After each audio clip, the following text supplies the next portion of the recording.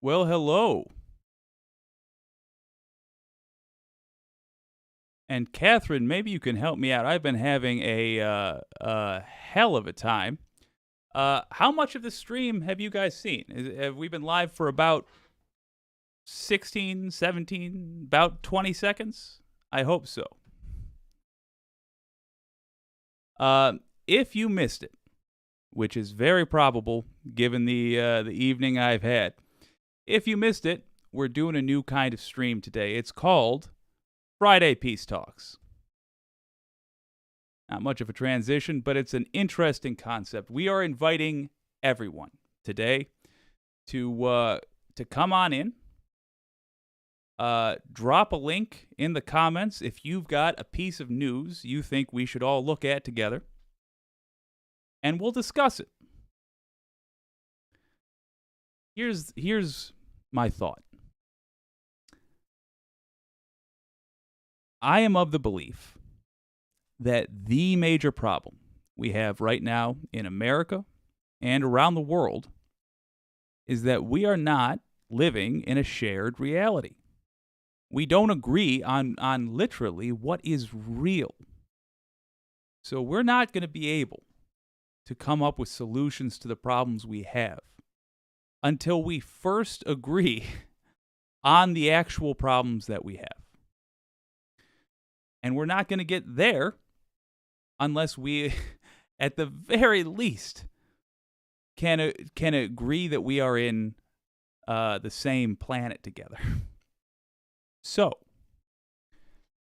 my assumption is that I have all the correct news and everybody else is wrong. And I assume everybody else is assuming the same thing. The only way to find out who's right is if we watch each other's news. That's it. So if you disagree with me, you're not going to get yelled at. You will be debated with in a friendly manner. I encourage everybody, including regulars for the WYCD Wicked audience and newcomers. Drop a clip in the comments. You can let your favorite news anchor retort to your old pal Jake. If you like Tucker Carlson, I have questions, but drop the link and we'll look at it. We'll fact check, but we will absolutely look at it together. I think this could, over time, have the reasonable amongst us come to some sort of a baseline agreement. But in the meantime, at the very least, it'll be useful for both of us, whether you're MAGA, progressive, a corporate Democrat, a grand old party Republican. It'll be useful for all of us to see what the other folks are thinking and what kind of news they're getting. That's the general idea. If, because this is a relatively new channel, if we're not able to attract enough of a MAGA audience to genuinely have a spirited debate, that's fine. We'll just watch some clips together. It'll be a regular Friday extra large stream. I do, however, very much want to show you the rules for Friday Peace Talks, because I think that's going to make it. He said, really wishing, there it is. Here's the rules. Please welcome all newcomers. There's somebody that arrives in the stream, say hello. We want to be a friendly place. No insults, of course. We do all kinds of insults the other 6 days of the week. We get real petty sometimes. Not on Friday Peace Talks. Hear out conflicting views. That means if you're MAGA, don't assume the tree-hugging hippies are just trying to be performatively woke. Assume there's actually something they care about. And hear out what their argument is. You don't have to necessarily agree with it. You just have to hear them out. Similarly, if somebody with, I don't know, Trump 2024 in their handle shows up in the stream, Let's the lefties, don't be mean. You're not generally. I've seen all of our other streams. Never had this sort of problem before, but I've also never directly invited everyone before. So just for the record, the rules apply equally. Hear out the conflicting views. Assume that MAGA person doesn't have a Klan hood in their closet and hear out what they've got to say. That doesn't mean anybody's going to be immune from fact-checking. In fact, we are very much going to fact-check, and I think that's going to help us come to agreement. But the good news is, all of it will be done right before your eyes as I Google things. The final one, and this is an important one, just like I'm going to moderate the comments as much as I can, heckle your old pal Jake when he breaks the rules. I may insult someone, particularly if they're in the news clips. I may not certainly catch everybody who's new, and I may fail to hear out a conflicting view. I might just talk over them. If that happens, heckle your old pal Jake about it. Don't let me get away with it. The tea we are drinking today, by the way, is a lovely latte. Ever since that guy did a little heckling of latte liberals, I can't get it out of my head. Now I need to have latte all the time. Probably not good for you. All right. I told everyone in the Patrick Kibido, love it. I told everyone in the National Zero chat forum last night to check out WYCD. They are mostly good liberal folks, and hopefully some of them will. Yeah, thank you, man. I feel like we did have a pretty boisterous, what do you call it? Robust. That's the word I'm looking for. We had a pretty robust number of views today. I certainly appreciate that. Now, just to give the old heads, the true blue, we don't have like a name yet, but to give the normal Wicked watchers a shit, that sounds cool. Cooler than I can pull off. Just to give the normal audience a heads up, I'm not expecting that we're going to get a lot of visitors today, but I'm going to put this out on Fridays. We're going to keep having fun, keep doing the XL streams, and hopefully, we are going to attract some folks that may be in need of a little perspective, and maybe we'll gain some perspective as well. One can only hope. So, despite the intended nature of the stream, look, there's no way we can avoid talking about this. I wouldn't want to anyway. This is actually perfect. Because looks like Donald Trump's going to be indicted.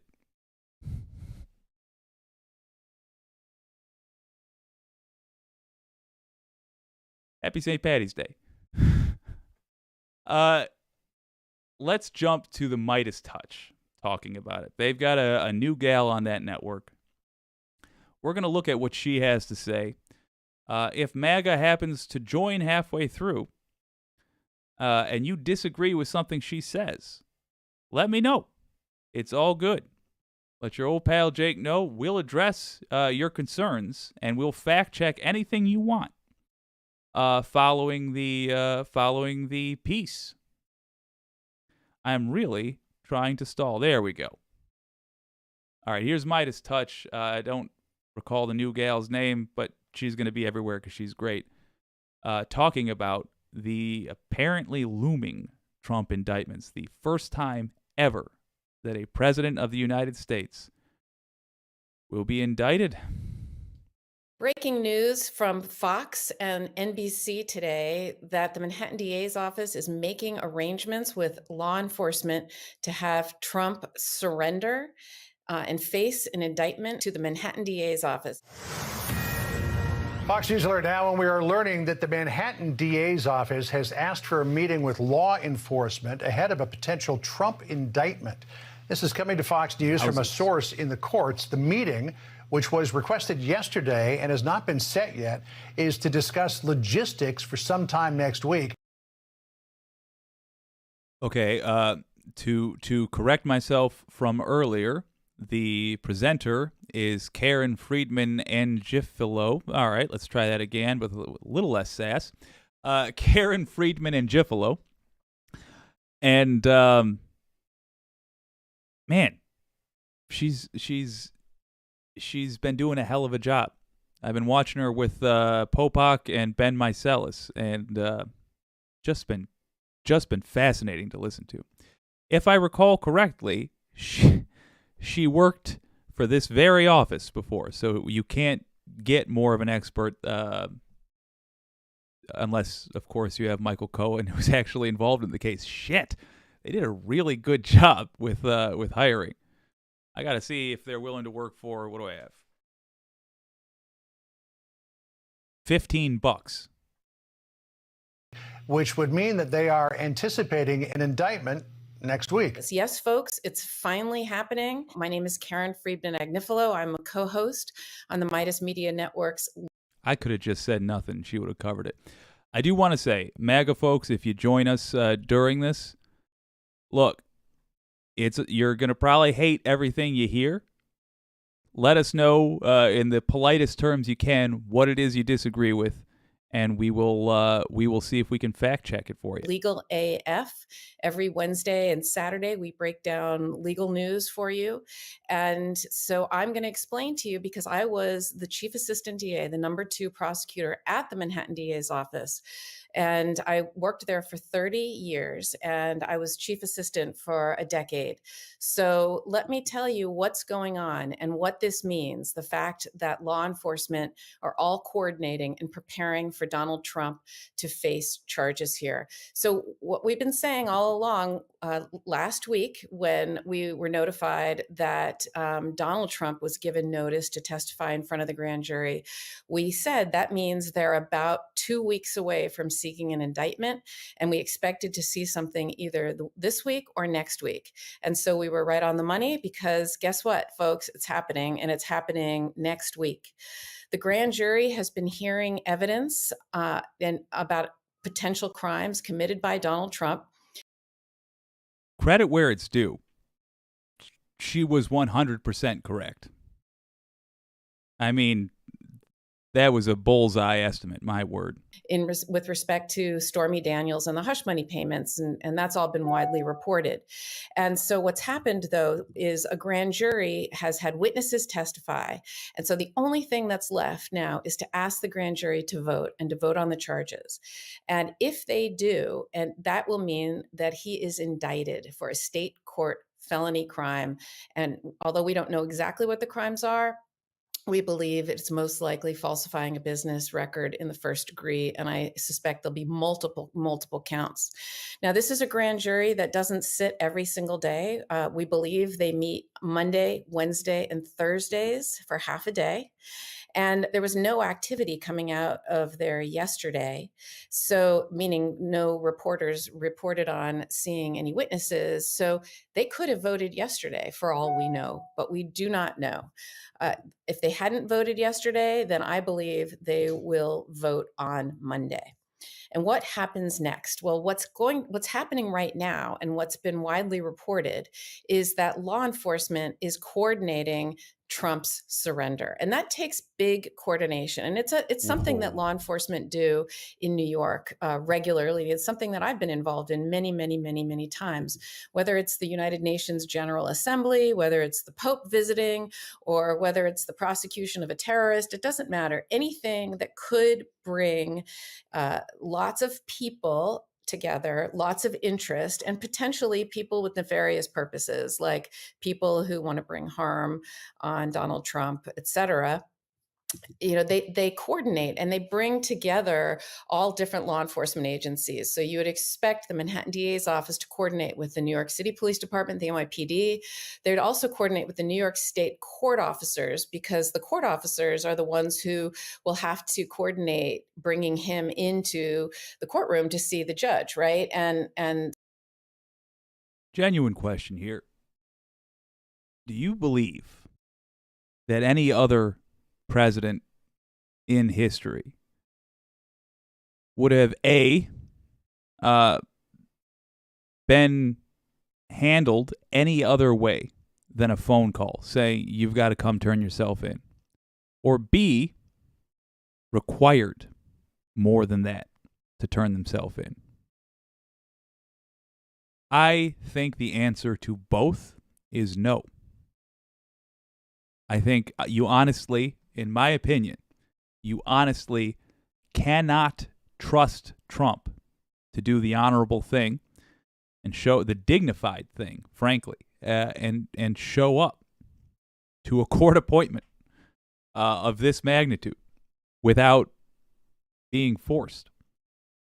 At least you couldn't guarantee it. I personally would not want the Justice Department to just trust that a phone call would be enough. I would expect him to literally attempt another coup before facing a felony charge for something. But it's entirely possible that I've just become bitter. So temper me a little bit if you think that's probably not the case. Because on the other hand, he might also just be thinking, I'm going to beat this. Certainly, I don't believe that ethics or morals. If I'm being honest with you, I don't think that has anything to do with his thought process. I don't think he is considering what would be best for the country. But if you disagree, let me know. So who's going to be in there, and how are they going to protect the president, the former president, I should say, when he's in court? Of course, the Secret Service will be involved. And my understanding is they are running point. They're going to lead the law enforcement effort here because they're the ones in charge, right? They're the ones who take care of the former president. And that's what he'll get for life. I also think that the FBI's Joint Terrorism Task Force and with the Manhattan DA's office would all get together just to not only to coordinate, but to make sure that security is at its tightest and so that nothing can happen there. So is she immune to the awkward pause? She might be. That's a creepy superpower. There is something very fitting, I feel, about a bunch of Secret Service guys who are presumably of the same variety that accidentally deleted their texts after January 6th, being assigned for the remainder of their career to go to jail to protect the former president who has become a jailbird. Something poetic about that. Ooh, I am being sassy, aren't I? All right, I'll be nicer. We'll see that they're getting together. They're going to coordinate and talk about what day, what time, where should Donald Trump meet everyone? Where should he go? You know, he typically a defendant would have to go to 1 Hogan Place, which is the address of the Manhattan DA's office. It's attached. It's the side entrance to the 100 Center Street building, which is where the courts are. And we'll find out which court he's going to. We don't even know yet who the judge is going to be and which courtroom it's going to be, but it'll be in 100 Center Street, which is the main criminal court. It's the criminal courts of Manhattan. But so he comes in the side entrance because of the DA's office, which is attached to 100 Center Street, and that address is 1 Hogan Place. And he'll come in and he'll take an elevator and he'll go up to one of the higher floors, likely 7 or 8. And that's where he'll go into the investigation bureau, and he will be fingerprinted and processed, which means they will write an arrest report like every other defendant. They will take his mugshot like every other defendant. I doubt he'll be handcuffed. I don't know why I doubt that, but I just don't think that would happen. Secret Service will not leave his side the entire time. He is in their custody. Okay, couple of things. First of all, hey, Laura, good to see you. And hi, Patrick. Hello, Catherine. Delighted to have you all here. Jesus didn't charge. Good to see you as well. Interesting. KFA was a prosecutor, Jake. She has her cadence down tight. Yeah, she does. She certainly does.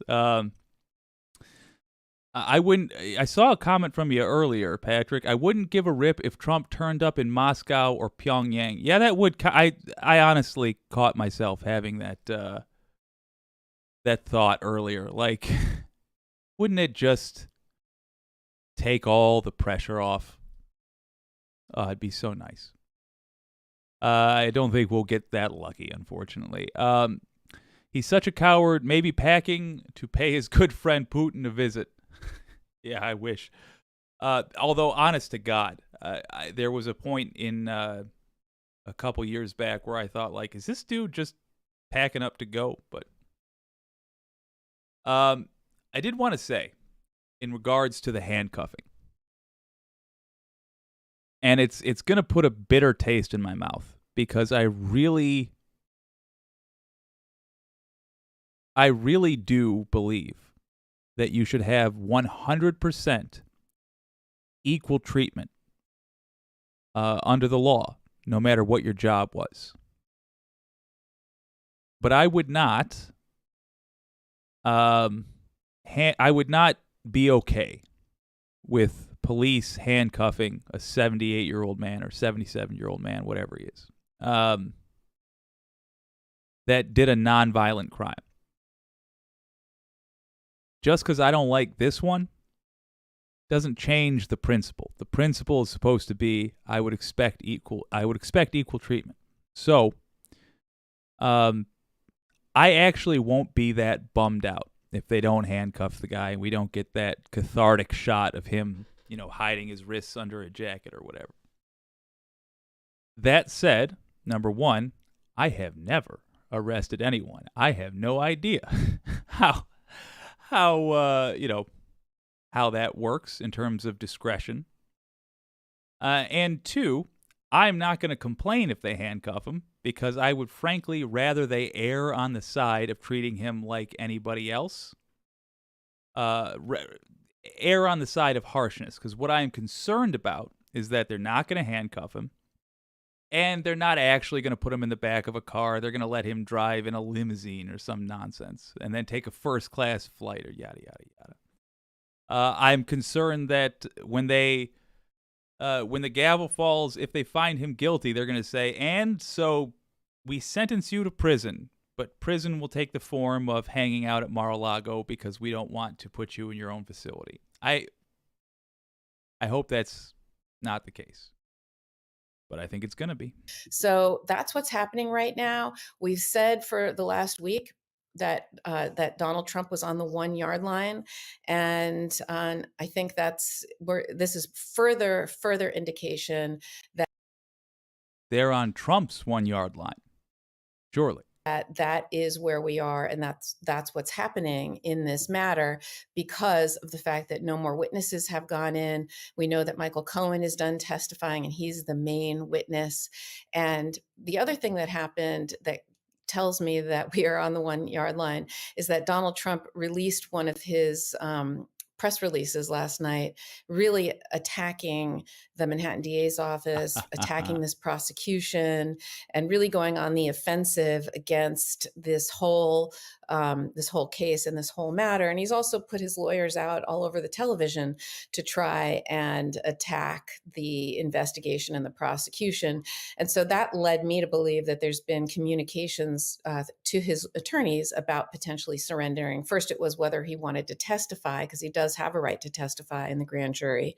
But we know he would have had to have waived immunity if he was going to testify, but he declined, which is normal. Most defendants do decline because otherwise, since he would have waived immunity, anything he said would have been used against him, and he would never risk that. So that's what's going on there. And that's how we knew that something was brewing, because he released that press release last night. I even said maybe he's been indicted, and someone told them something, because that's clearly someone poked him. And so he released that. It's looking today, based on the reporting, that what's poked him is this indication of coordination of law enforcement, including his Secret Service detail, who obviously they would have told him that that's what's happening. And they're picking a good day for him to show up next week. Of course, he hasn't, we have to wait for the grand jury to actually indict before he can be.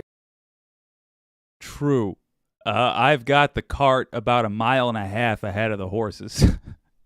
I'm already popping the bubbly. Required. First time I had to do that. I'm going to pause, break for a second, read a couple comments, because, man, they're pouring in. I love it. Most people arrested don't have a Secret Service detail who are not allowed to leave his side. He won't be handcuffed, just processed quickly. Yeah, he will not be allowed to be humiliated. Yeah, you're probably right. Laura earlier said, by the way, it would be karmic. Does she want someone to shoot him? That's way too much information. Interesting point. I hadn't even considered that. I don't think, though, and this might, you know what? I'm realizing this is based off stereotypes. This might be an issue, but I don't think the folks on the left are very likely to resolve a political conflict with shooting. But, as I say that out loud, I realize there's hundreds of millions of people on the left. Of course, one of them's going to be crazy enough. You're right. That's a poor security move on her part. Aunt Button says, okay, pal, you're not enthusiastic about handcuffing a 70-year-old, but can you get on board with tarring and feathering him into court? Yeah, absolutely. I have about 30 to 45 seconds of maturity in me each day. I've spent those all now. I am 100% on board with that. Hey, Jared Cardenas, good to see you. I just want to let any newcomers... Oh, this program is exceptional. Thank you so much, Jared. I just want to let any newcomers know disagreement is welcome. I absolutely love to be corrected, and if you have an idea for a clip that you'd like us to watch together, just drop the URL in the comments. We'll have a gander. John McDonough says, just prosecute the SOB. Yeah, looks like that's coming up next week. And by the way, it is because of that attitude that it's coming up. This impatience was very healthy for America. It wasn't impatience, for the record. We waited. Those of us who are firmly of the belief that what the January 6th committee found out is in fact reality and is true, and there should be punishment for those crimes. We have been beyond patient, and it wasn't until people started stamping their feet that we actually saw progress happening. So stay mad. Jesus Didn't Charge says, come on, kind folks. Am I cruel to at least want to see him in an orange jumpsuit without his hairspray and makeup? I can't wait. Oh, it's going to be like Gene Hackman, Lex Luthor, but plus 20 years. All right, let's finish this clip up. Before his presence can be required. But it sounds to me that the Manhattan DA's office is fairly confident in their case and that they can prove it beyond a reasonable doubt and that they can get the grand jury to vote on it. And if they weren't confident and they didn't think they could do it, they wouldn't even be making these arrangements ahead of time. So if he is indicted, we will not know about it unless Donald Trump leaks it, because since he's being indicted prior to being arrested, that indictment stays sealed until he goes before the court. So even if Donald Trump starts talking about it, Alvin Bragg will not be permitted to respond because the indictment is sealed. So until he goes to court, we will not know anything about it, and we will not be able to get any confirmation, which he'll obviously be able to then spin it and get his story out the way he always does. And it'll be frustrating because we will want to hear the other side. But it is what it is because it'll be sealed. And so it'll be sealed until he goes before the judge and is arraigned and told of the charges. Many people have been asking, what if he refuses to come to New York? Can he be required? Well, this is an unprecedented situation. So I can only tell you what would normally happen. I can't tell you what will happen in this case. What would normally happen if someone's been indicted and they reside or are present in another jurisdiction? What would happen is law enforcement in New York would coordinate with Florida, and they would do that by seeking a governor's warrant, and it would be governor to governor. So it would be New York's governor, Kathy Hochul, would contact Ron DeSantis through paperwork, obviously. And by the way, they do this all the time with other defendants. Yeah. That really inspires a lot of confidence. Yeah, Kathy Hochul will just call up Ron DeSantis and say, hey, Ron DeSantis, here's the thing. We require reasonable, mature behavior. Do you think you could provide that? Good Lord. Deeply concerning. This, don't get me wrong, on this St. Patty's Day, I couldn't be happier. This was the exact thing I've literally been ranting about for days on end. But I'm just a little bit concerned that a bunch of Q folks are going to say, ooh, storm's here. And we're going to have our local militias, a.k.a. Al-Qaeda, as I've heard them described, that's an insult. We're going to have militias rolling out and being what they view as, I'm trying to be nice. I can't be. If anyone's offended, I apologize. I worry that we're going to have people raising hell because Trump's going to ask them to raise hell. That's what I'm concerned about. I sincerely hope that's not the case. I sincerely hope that Trump is smarter than I've given him credit for and doesn't try that nonsense, thus adding on to his legal woes. Man, it's of genuine concern. I also want to say I never once even considered that if Trump got indicted, he would keep it to himself. Never once. Who get arrested in other jurisdictions. And all it is a ministerial administrative paperwork thing. I mean, the U.S. Constitution provides for this interstate cooperation when it comes to people who have committed crimes. And so it's really a ministerial act. And normally what would happen is they would just make arrangements for the defendant to be transported to New York. And if the defendant waives extradition, meaning they agree to go, they go quickly and they go be taken before a judge in New York. They could also not waive extradition and fight the extradition. And normally what happens is a judge would then incarcerate the defendant while they litigate the extradition. Of course, that's never going to happen here.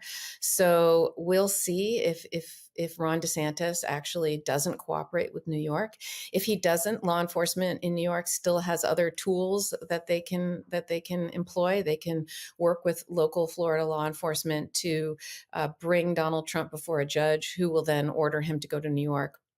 I mean, there are ways to do this, but I doubt any of that would happen. I think they would just try to persuade him to come and surrender on his own.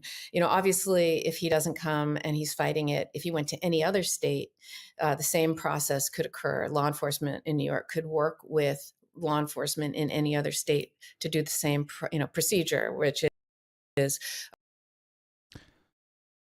You guys, I don't know who was watching Majority Report recently, but they just brought up out of the blue Jade Helm. You guys remember that conspiracy theory? In the Obama era, it was a military training exercise that was going to take place, I think, in Texas. And there were governors, I think Perry, Republican governors who were mobilizing the National Guard in a show of force within our own country between military factions. I'm genuinely concerned. I am genuinely concerned. I do not for a moment, however, think that should factor in to whether or not we arrest this guy. In fact, the very fact that I'm concerned tells me that we got to arrest this guy, because we have tried the method of ignoring right-wing crime since the 1860s. Soon as the Civil War wrapped up, we had about 30 seconds of pretending like we were going to hold anybody responsible for that. And we never recovered culturally as a country because we couldn't agree on reality. It's coming to a head. We are now going to find out if we are truly in a United States, if we are truly in a country that believes in law and order. We may not be. I think we are, but I'm nervous that enough of us don't agree with that we might have some problems over the weekend. But that's not helpful. So just keep your head on a swivel, I guess. Arrest him on an arrest warrant, bring him before a judge, etc. But because he is who he is, I don't think any of those things will happen. But I also don't know that he would agree to come voluntarily either. So this is unprecedented. It's anyone's guess as to how this will actually play out. But these are all the possibilities. And I'm not surprised to hear, especially from Fox News, which, of course, you know where they're hearing it from, that Donald Trump that law enforcement is getting together and coordinating his surrender. So if he wasn't going to cooperate, I'm sure he would have told someone that already or said that already, and we would probably know. So I think it's more likely that Secret Service will take the lead and say, this is how we can keep him secure. This is how we'll get him here. And that it'll be coordinated with Secret Service that way. And he'll come to New York, I expect sometime next week. And yeah, that's a fair point.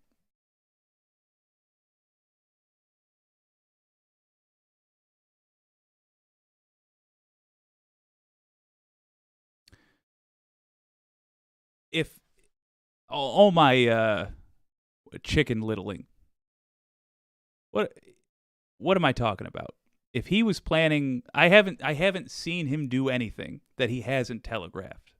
And Karen over there redeeming the name, thank God. I didn't like that we were using it as an insult for a while. Karen over there, quite correctly pointing out, the guy probably would have telegraphed significantly. When something's on his mind, you know what it is because it's on Truth Social. And the pattern I've seen from him over the course of just today was, yes, early morning ranting against the law, followed by mid-morning and early afternoon ranting against Ron DeSantis, and basically just upping his campaign as much as he can. So that's more likely the response we're going to see, just a tripling down on the narrative that he is a candidate for office, and that should grant him immunity. Am I speaking into the live mic? Yes, good. Aunt Button says, also the Black Power symbol and LGBTQ rainbows. I missed something key. Laura says, either side could shoot him. Oh, good point. It's been impossible to control or get him to go away. Yeah, oof. That is what happened to Shinzo Abe. Yes. He was a right-winger, and it was somebody who didn't believe he was sufficiently right-wing enough that shot him, assassinated him. I got to watch what words I use on the channel, but yeah, that is what happened. It's a fair concern to have, Laura. John McDonough says, it's almost Spielberg couldn't write a script like this. Ask DeSantis if it's okay to arrest Trump. Right? Oh my gosh. Yeah, we're gonna get to John's other comment in a moment. But that is such a you're right, like Spielberg or even Shakespearean like play, because they are political rivals, but DeSantis' whole career is sucking up to Trump. Oh, it's the ultimate dilemma. And frankly, nothing would make DeSantis happier than if Trump just went away, literally got put in a cell somewhere. Oh, my word. I'm going to look more into that later when I can hyper focus on it. Happy St. Kibido Day. Yeah, I saw that. Yeah, it is now St. Kibido Day. That's all there is to it. Jesus didn't charge, says DeSantis in the middle of Rump's extradition. We're not insulting today. We're insulting a little today. That's fine. I'm going to be stricter later. Oh, the irony. Never has a soap opera plot been thicker with. If Trey Crowder isn't offended by Al-Qaeda, then neither am I. Okay, cool. Irony, the ultimate irony. Ooh, JFJ Live. DeSantis cannot prevent Trump's extradition. Let's see Trump resist arrest or flee scene. Want to see it. Oh, my God. Few things would make me happier than that particular episode of Cops. Ooh. So that's the basics, folks. That is what we are going to be watching all weekend. On Salty Saturday, I have a lot more to say. In the meantime, and may this spur some conversation with folks that disagree, particularly if you're watching later. You are immune from Salty Saturday heckling in the comments of this VOD.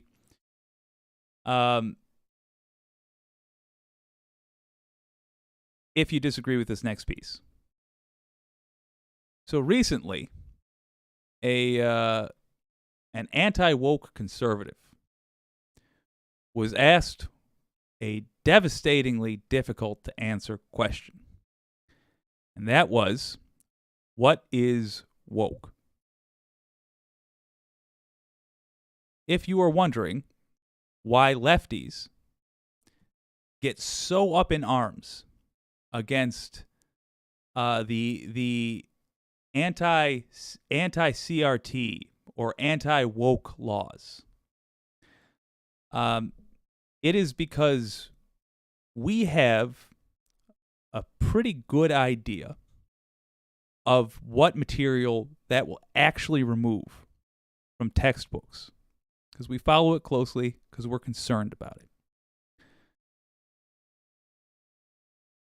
It is also things like this, where a person dedicates all of their time and makes a career out of attacking something that they do not understand to begin with. They claim expertise and then cannot provide a simple definition of what it is they claim to be experts on. Here's the Majority Report talking about it. Bethany Mandel, who is Seth Mandel's wife. And I only, generally I don't refer to someone as someone's wife or husband as their first description, but she has often, they work as a team. Yeah, he's also her husband. You refer to them together because it's very much a folie à deux sort of, these are insane people. Without a doubt. And it's also, they very often rely on their status as husband and wife and mother, father. Parents. Because they are, they're fundamentalists. Yeah, they're otherwise revolting. And he writes for, who does he write for? He's now the executive editor at the Washington Examiner. Washington Examiner, and I think he was like a tablet mag type of guy. And yeah, he used to write at the Post and commentary. And where is she? Does she? She contributes to Deseret News. Okay, and she's written a book called Stolen Youth. One can only imagine what that's about.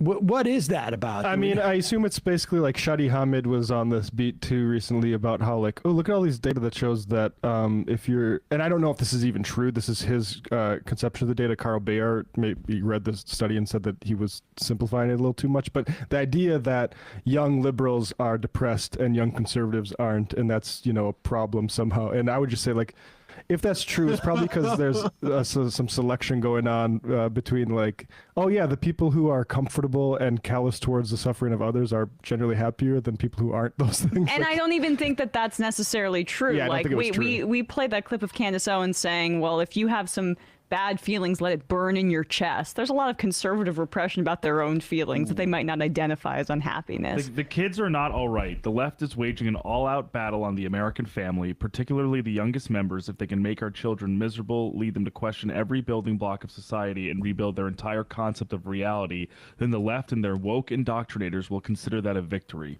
But we can't let them win. Pause it.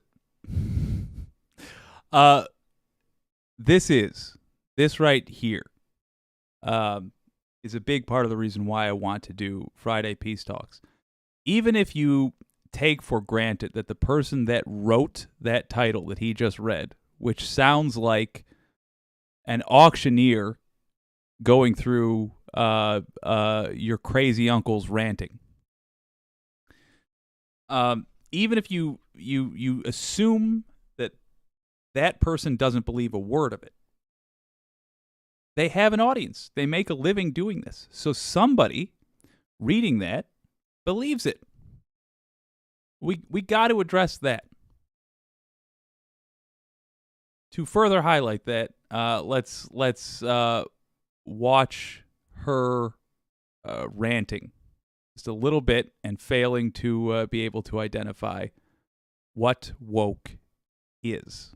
Well, what does that mean? And she has a little bit of a problem with that. Of Americans consider themselves very liberal, and probably fewer of them consider themselves to be woke. And so, when we talk about traditional, what does that mean to you? Would you mind defining woke? Because it's come up a couple times, and I just want to make sure we're on the same page. So, woke is sort of the idea that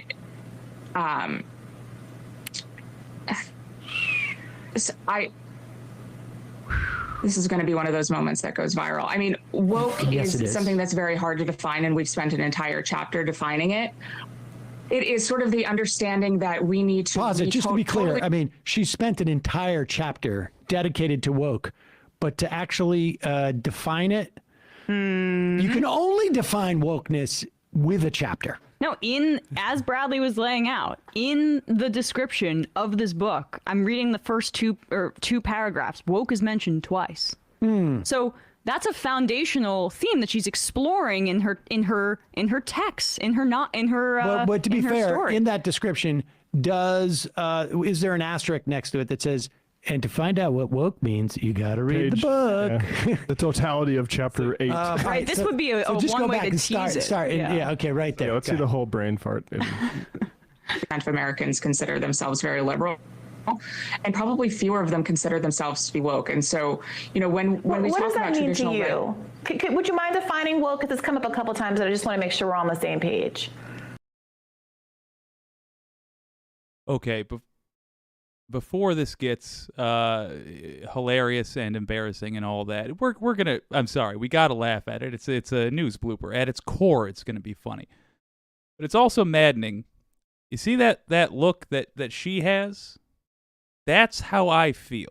If you're a MAGA person joining us for the first time or watching the VOD later, that's how I feel when this lady says something like, a lot of people don't consider themselves woke. It is a word that originated in the black community, meaning being aware of how things work, and it is almost exclusively used by right-wingers. At the very least, I would hope somebody that goes around using that word as though it is a normal part of political discourse would be able to identify it. But okay, she's about to right here.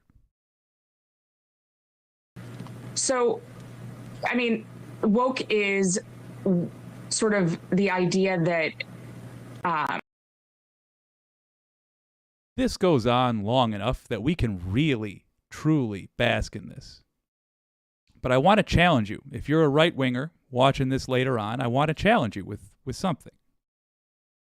And don't feel bad if you wind up just like her, because I suspect you will. Don't Google it. Don't go to a different tab. Don't pull out your phone. Number one, have you accused someone of being woke in the comments or whatever, or scoffed at woke policies, just answer it in your own head. Number 2, what is woke? Would you be able to answer this question? Have you taken a firm stance against something that's woke? But do you know what it is? I'm not saying, do you know what I think it is? I'm not saying, do you know what this person thinks it is? Do you personally have a definition for that thing you hate? Think about it. If you can't answer it right now off the top of your dome, but you did answer yes to that first question, you got to have a serious look at how willing you are to commit to an idea without fully grasping it.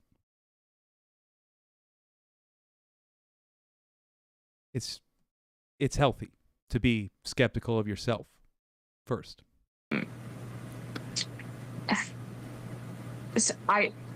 Or you wind up like this. This is going to be one of those moments that goes viral. I mean, woke is something that's very hard to define, and we've spent an entire chapter defining it. It is sort of the understanding that we need to totally reimagine and redo society in order to create hierarchies of oppression. It's hard to explain in a 15-second soundbite. Yeah, look at time. Oh! Yeah, you had more than 15 seconds. Oh, the kill shot at the end there. No, go ahead. No, we'll wait. Just letting the seconds tick by. Oh, that's devastating. I cannot watch the first season of The Office because awkward comedy, like cringe comedy, literally makes me squirm. Like I squirm, and then I have to just leave the room. For that reason, I had to pause the live stream when I was watching this the first time, and because it was too juicy not to watch everything, but I had to go take 5. Nightmare. But here's the thing: I would feel bad for that person, except that she, in my opinion, is causing real harm to children in order to make money. Because she wrote a whole book about how being woke is bad. She said she wrote a whole chapter about what woke is. But she can't give a summary? Because she didn't really have an operating principle going into this thing. She didn't start from, what's causing this problem? Ah, I see. It's this thing here. Let me intimately understand what this thing is. No, she started from, right now, there's a group of people I can sell a book to who hate woke stuff. They're really, really bigoted against trans people. And I can profit off that by being cruel to trans children. Again, this is my perspective. Correct me if I'm incorrect. Go ahead, let me have it in the comments. Preferably no insults. But if you're going to insult anybody, go ahead and let me have it. But genuinely get your point across. If I'm wrong about this lady, tell me. And tell me how. Seconds. Also, you had, I don't know how long the research. Also, come on, it's Emma Vigeland. She's going to do a better job of tearing into her than just about anyone else on the planet Earth. Research took for this book, but a long period of time to explore that within the pages of your book that's about how wokeness is hurting the children. Create hierarchies of oppression. I mean, I guess like, I'm not even sure. I think I know what that means. That there is some oppression that is worse than others. Now, of course, that contends that there are no hierarchies of oppression in society existing now. Prior to this scourge of wokeness that has washed across the nation, the idea that there are no hierarchies of oppression. Although, I mean, I remember in the pre-woke days about the attacks on religious freedom. In fact, that's what got us, I think, a 6-3 Supreme Court in many respects, was this notion of attacks on religious freedom. How religious people are attacked. And conservatives. There's a lot of complaints about conservatives being attacked, and particularly by our culture. I mean, the only hierarchy is that conservatives are on the bottom of it, taking everything down their throats. You remember all those men's rights activists who were complaining about how it's just all about all the powers with women who are being sexually assaulted, and that's not fair. It's really the men who are being I mean, really, what she's saying is again, they don't like the changes in society when society has become more democratized in terms of social issues. Yeah. In terms of again, the whole talk about cancel culture and the idea of the new sort of thought police. There's always been thought police. There has always been cancel culture. In fact, it was so bad that it was pre-cancel culture. You wouldn't even get a hearing. You wouldn't achieve fame. You wouldn't achieve success if you didn't have the correct, narrow worldview. That's my experience. All the genuine canceling I've seen that wasn't like a reaction to someone's genuinely abhorrent behavior. It was like moms in the suburbs who had a problem with what kids 4 states over were doing for fun.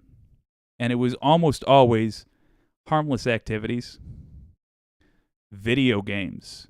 Oh, they're causing this and that. Absolutely no evidence to back it up. Simply, that's something the kids are enjoying. I'm going to try to stomp it out. D&D. Same thing. This is the satanic panic. Before that, the Comics Code Authority having to get created to prevent comics, like literally comic books from being just banned. It's the war on Christmas. Guess what? Christmas shot first. That was a wild overreaction to a few people, a small chunk of the country, politely asking to acknowledge during the holidays, during December, 1/12 of the year, that there were other holidays as well. It was not to exclude anybody, it was to include others. But the inclusion of others was a problem for the people who then claimed they were being excluded through their war on their holiday. But that wasn't what was happening. I agree. And he's doing the more serious version, which is if you used to be a woman, you couldn't have a job or vote, depending on when this was. If you used to be black, you used to be property, depending on when this was. That is actually inequality. That is actually a group being attacked. That's what it looks like. It's the reason the left seems mad all the time, like they're always fired up about something, because motherfuckers keep doing this. And if you fought in a war, for example, and you took a bullet in the chest, and somebody comes by you when you're in physical therapy, recovering, and they slipped and fell in their kitchen, and have and got one cracked rib, a hairline fracture on their rib, and they're standing next to you like, ugh, we're both just our bodies are just under assault, right? You're gonna try to be understanding. You're gonna try to be sympathetic to the fact that they are in pain, and everybody's living their own story. But you're gonna be pissed because you understand a different level of suffering. That's where a lot of that anger comes from. I'm going to pause this because it's a long clip and I like all of it. Let's have a quick look. JFJ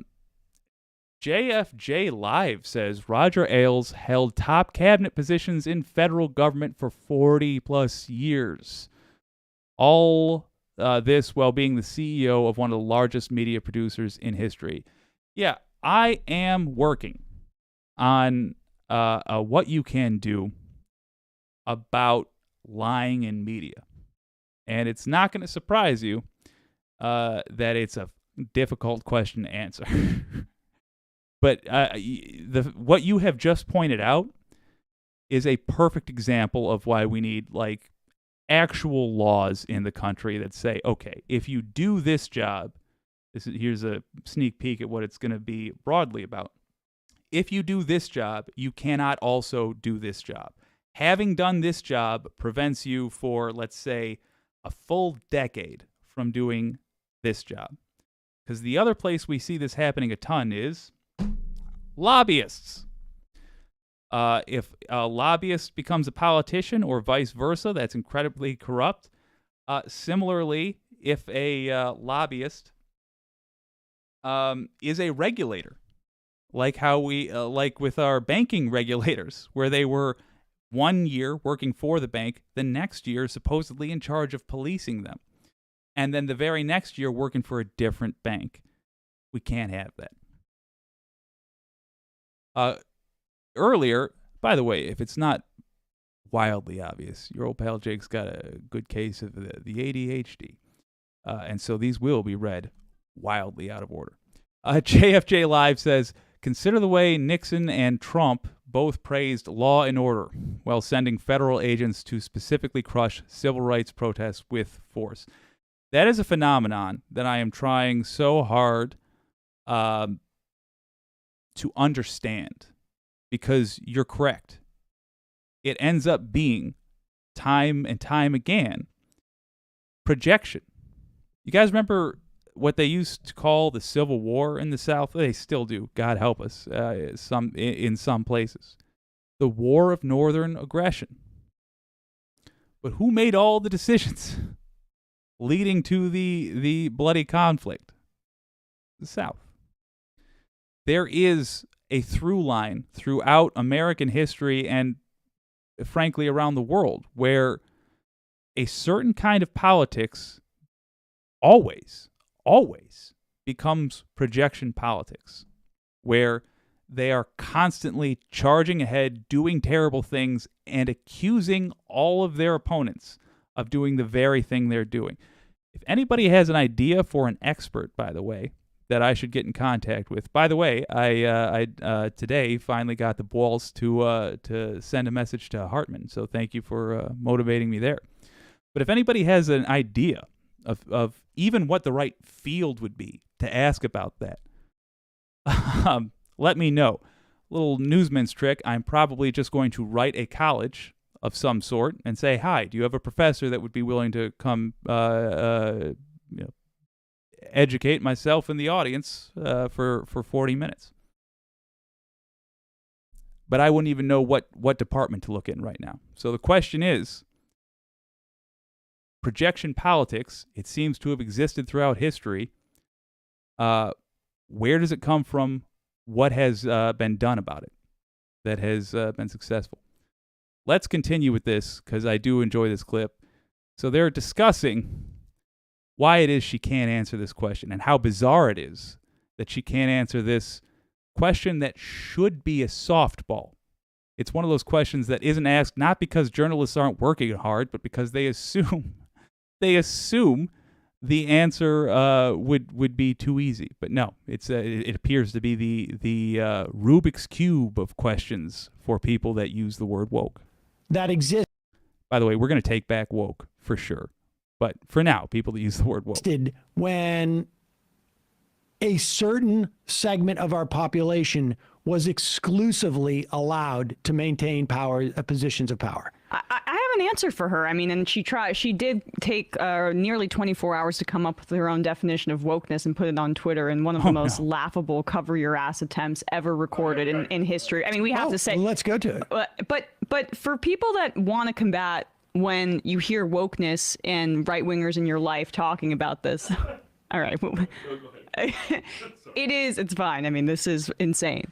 It's blackness. That's a very easy way to kind of just copy and paste that into what right-wingers are saying about it. It's anything that does not go with a Christian, heterodox construction of society, one where men are in positions of power and the nuclear family is at the center. To be fair, fundamentalist religious. Fundamentalists, okay, yeah, but these are all the things that they say are. I lost my train of thought, but under assault. Are under assault, right? Or wokeness is gay people, right? Just you can transfer all of that into their definition of wokeness. It makes it a lot easier for them, for you to understand what they're trying to say when they're anti-woke. All right, so here is her Twitter thread explaining. This is her big CYA project from today. So everybody's seen my viral brain fart from Rising this morning. I can see why it went viral, of course. For those who haven't, here it is. That is showing the confidence that I'm not afraid of showing everybody what everybody's already seen. All right, a couple of things. First of all, their OBS game is on point. I'm going to have to try to catch up with them. Second of all, no. Look, if we're going to dissect, all right, now let's do the umbrella first. The umbrella is this person. This person is a con artist who is hurting children for profit. Goose egg sympathy, none. That said, in terms of actually analyzing behavior, yeah, that's the ballsy thing to do. Don't hide the ball. Don't make people go look for your F up. Say, all right, here's my F up right here. Here it is. This is a mistake. I did this. I apologize. Here's my attempt to correct it. Except, of course, you just know that what she says is going to be despicable. Let's find out. A bit of I did listen to this, but I can't stress enough that I was literally squeamish and running in and out of the room. a backstory. And, this is the thing that really upsets me about wokeness, too, is that it's all about everybody's got a rationale and a justification and a sort of a snowflake. But I should get I should get credit for participation. Yeah, my feelings. Here we go. My All right, feelings. here it is. Just before we went on air, Brianna Joy Gray was on a hot mic. Oof. Now, not a hot mic. In other words, like people. I forgot about this part. After I went out of my way to play devil's advocate on the devil's behalf there. Nope, no insults today. I played devil's advocate there. She turns it around on the host. She wasn't stumbling to talk about the previous thing. They were getting through their intro just fine. They were halfway through the segment. She was answering a different question when Ms. Gray asked her that relatively simple one, and she's going to blame this on something said over a hot mic. All the honor for having showed her mistake and being brave about it. Gonzo. Withdrawn. Can't stand by that. That is a cowardly act. Let's let her shame herself. We can hear each other on Skype. Yeah, you got on the Zoom call. Hot mic. Yeah. This is a hot Zoom call. Secretly, this is what they're secretly saying at the Hill. I heard her demeaning parenting in general. What? Wow, That hits at her core as a parent. I Wow. honestly, as a parent myself, I'm outraged. Wow. Yeah. And this is horrible. I'm going to probably need a second or two to regain my Quick, Sam, define wokeness. Define Social Security.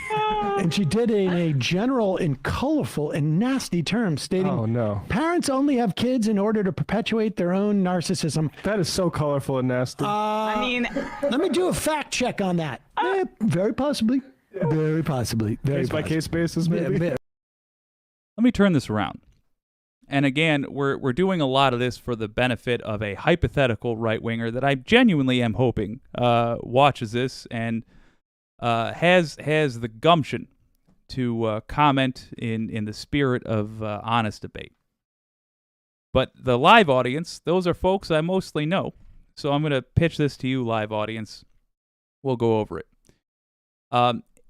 If this situation were reversed, and try to answer honestly here, if Sam Cedar went on to I'll be the fool for this one.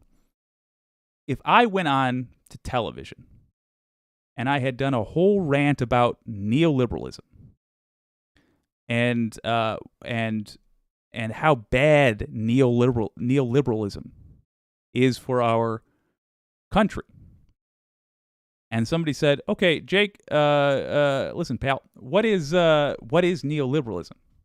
And I went,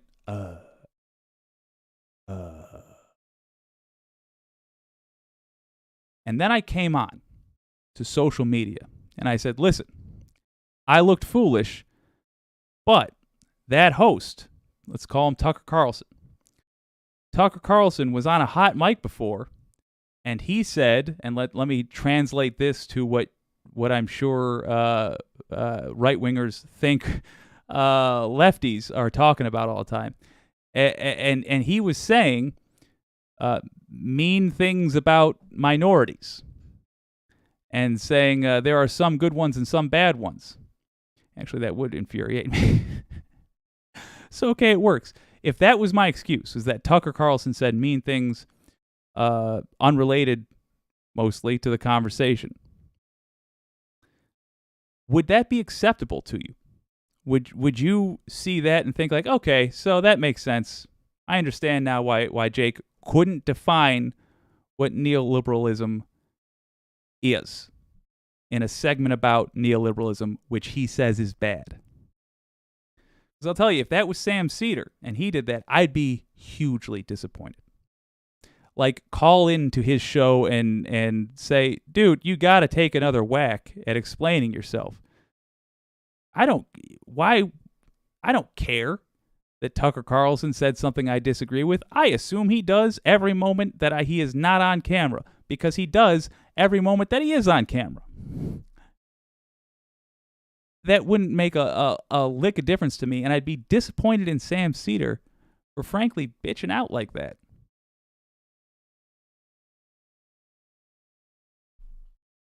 How would you feel? Would that be an acceptable explanation to you? I think the answer is no. And then my question for the hypothetical right-winger watching. Genuinely. Just the structure of that argument. Forget whether or not you like this minority group or that minority group. Just the structure of that argument. Are you satisfied with that? Do you consider her to be a good representation of your belief system? I hope not. Certainly hope not.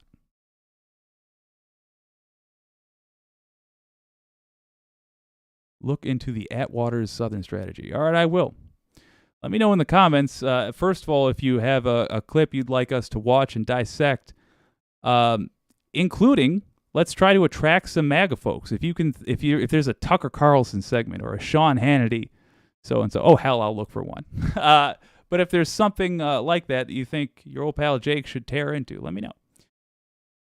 So let's let them finish just tearing to bits. What is wrong with this response? And you're going to get a Sam Cedar, Emma Vigeland tag team. You can't go wrong.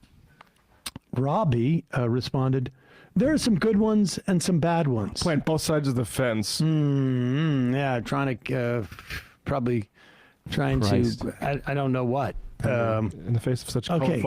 As a mom of 6, look, I don't care how many kids. I'm sorry, I got it one more time. I don't care how many kids you have. Doesn't give you a right to be a dick.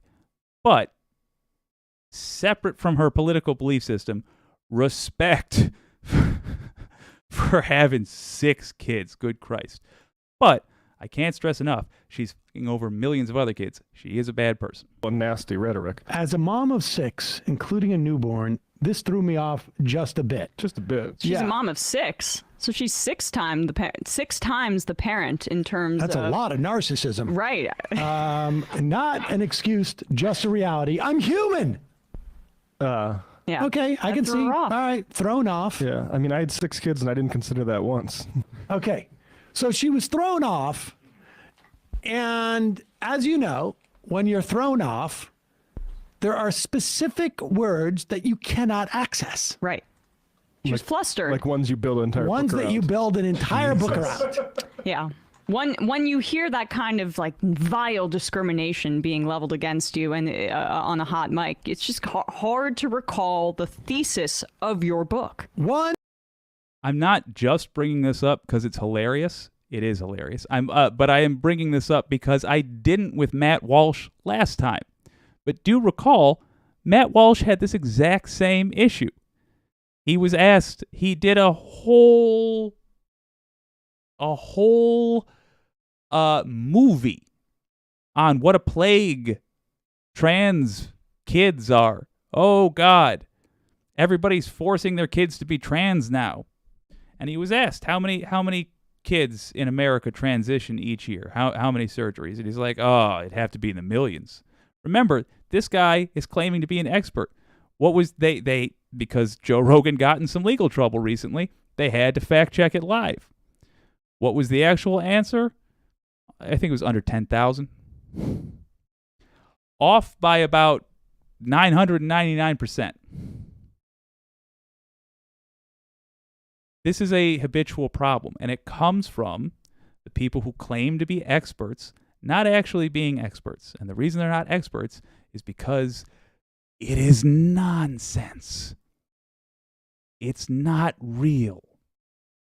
The woke problem she's talking about isn't a thing. From what I've seen, and do correct me if I'm wrong, what right-wingers think left-wingers believe isn't accurate. And they write whole books about it. They start whole social movements to fight it. But they're just windmilling at shadows. And occasionally one of those fists flies out and hits somebody that had nothing to do with it. And it's literally driving us apart.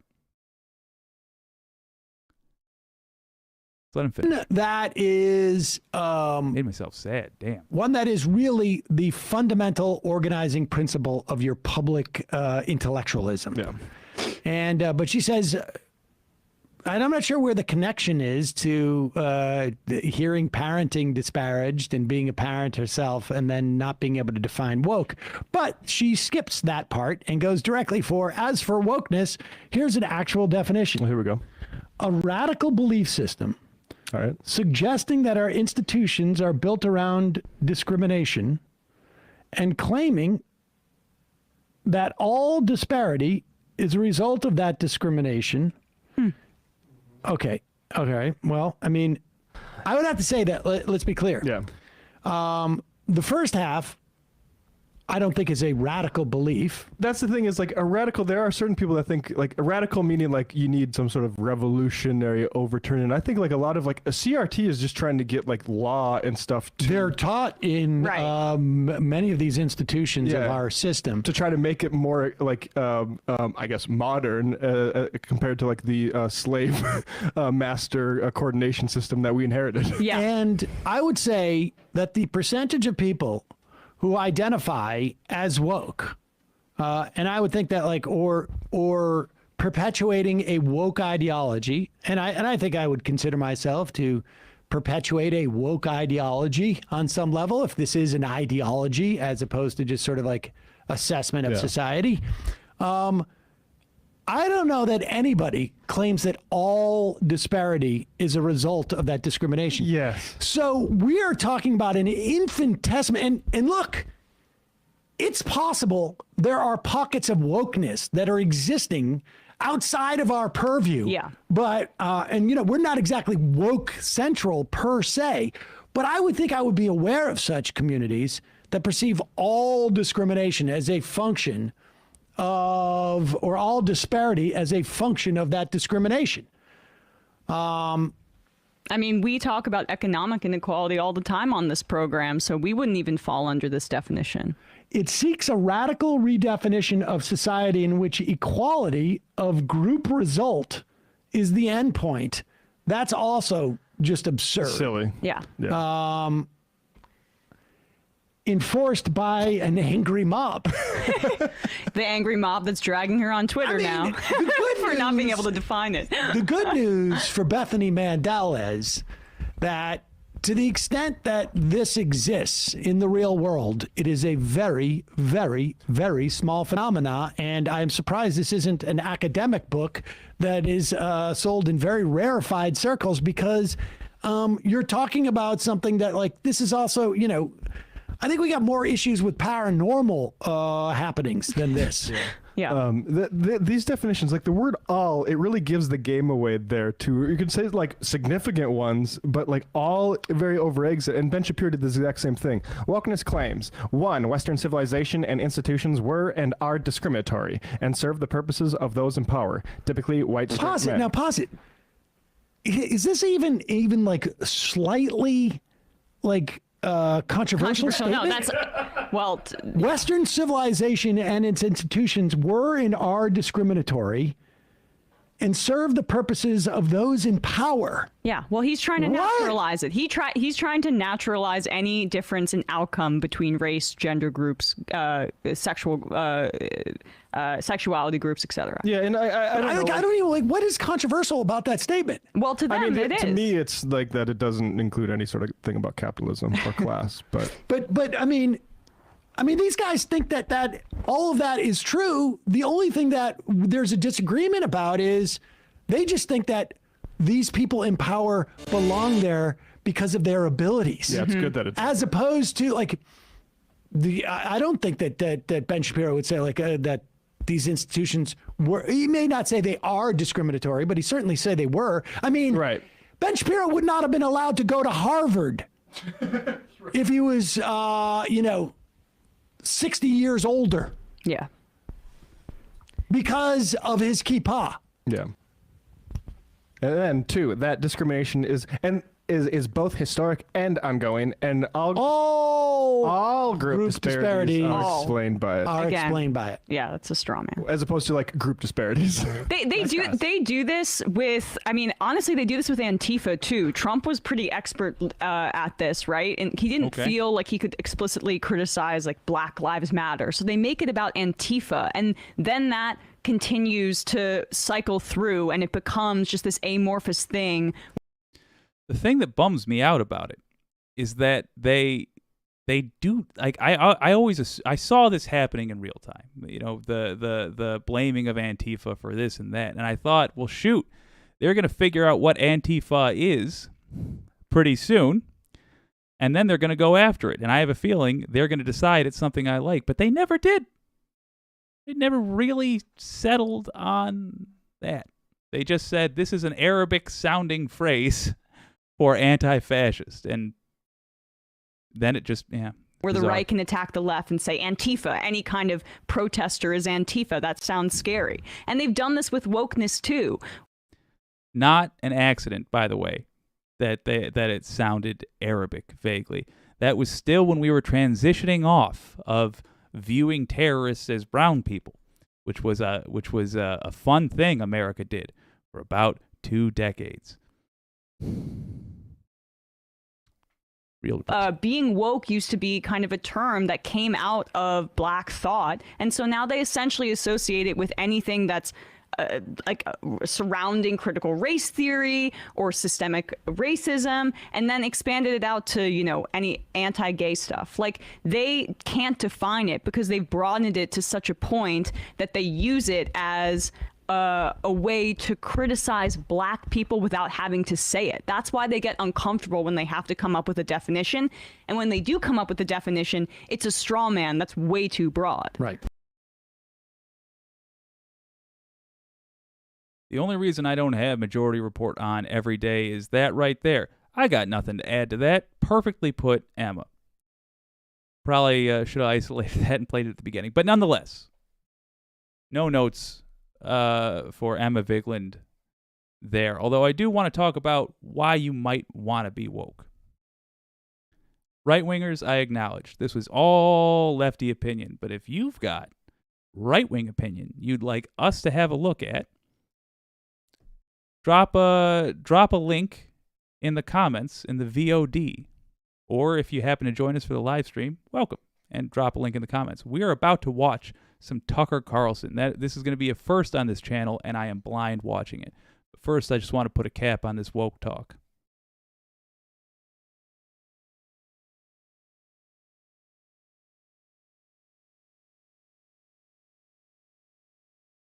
So look, we're going to do a whole separate video about it. We're going to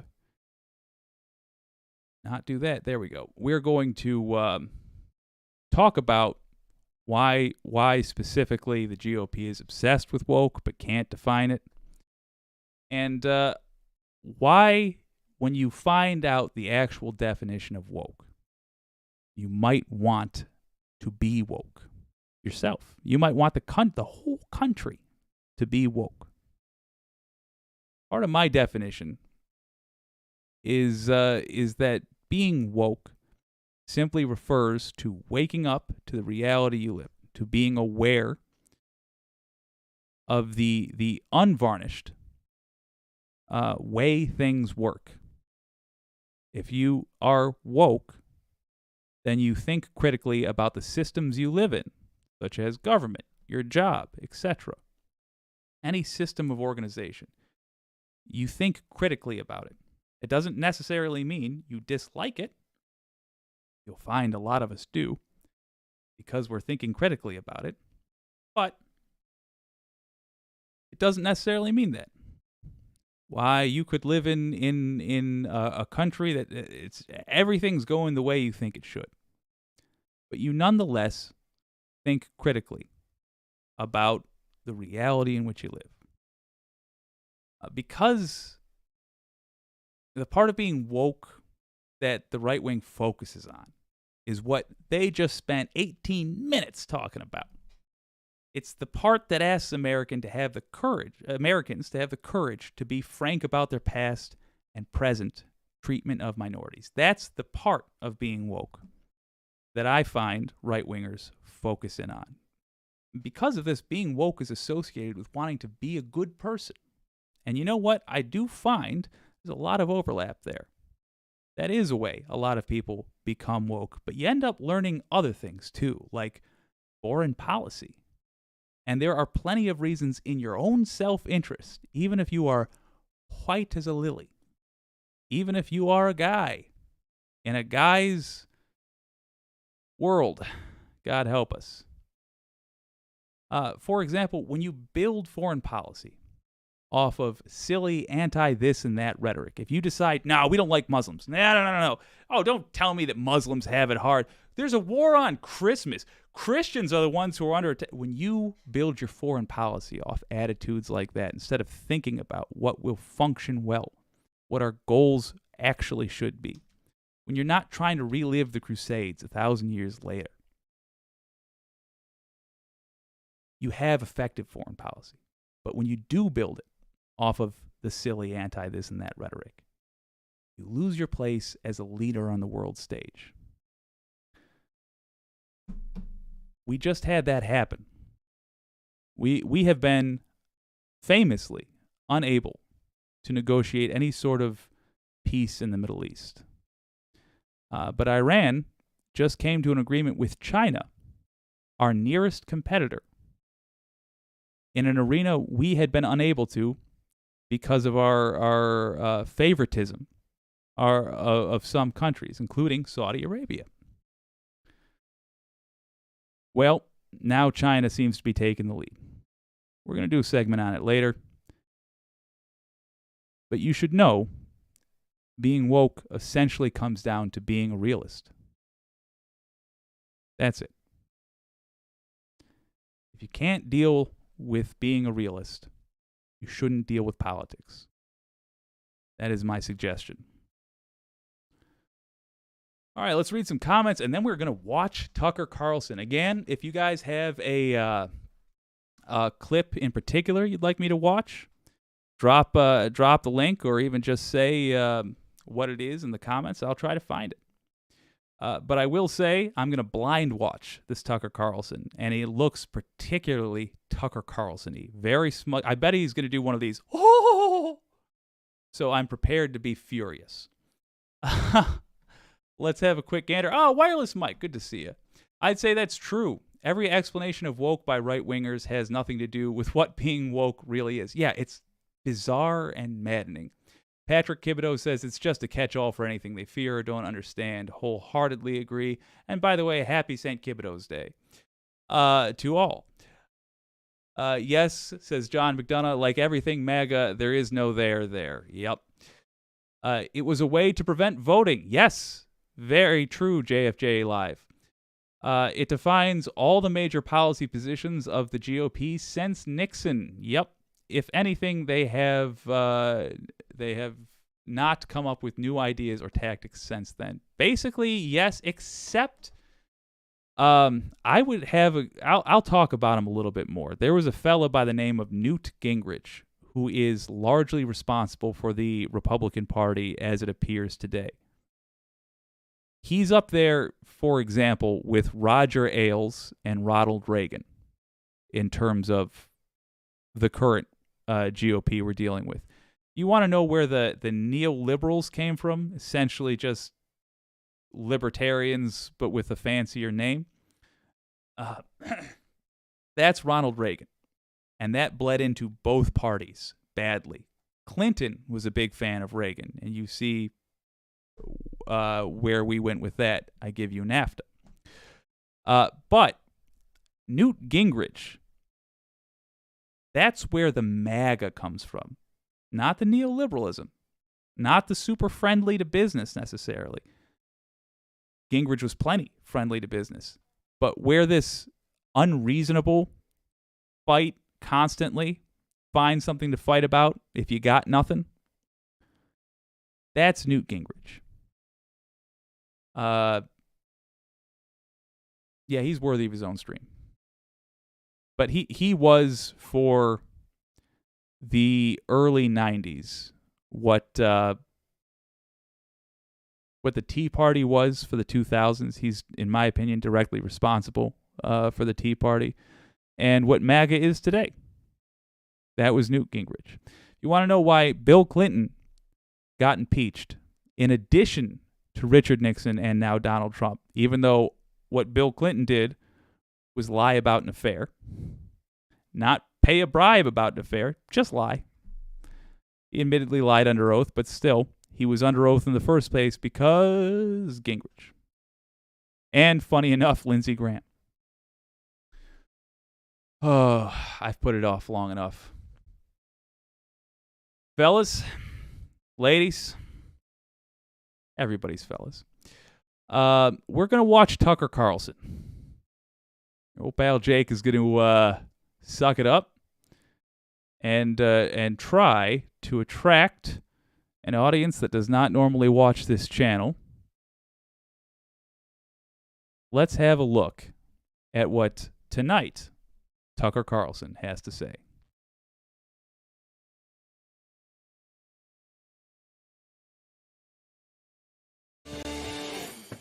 Good evening and welcome to Tucker Carlson. Tonight has been a tough couple of years for the experts when it comes to big public policy questions, complicated adult stuff like war and disease and the economy, really the only things that matter.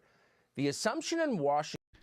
For a second, I thought he was going to talk about the House, but I just realized every accusation is an admission. Never mind. And has for many years been that you should not worry about it.